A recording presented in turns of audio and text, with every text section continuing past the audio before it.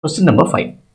A climber of mass m slides with a vertical rope down a vertical rope with an average acceleration a. So what you do is, this is your rope. A climber, I will picturize it by a block like this. Okay, do not picturize a hand and a leg, so it will be very difficult for us to understand.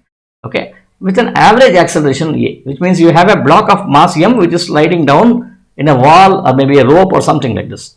Okay, with an acceleration a. What is the average frictional force? What is the frictional force it exerts? Right, there is a friction here. So what should I do? I should draw the free body diagram. So what is missing here?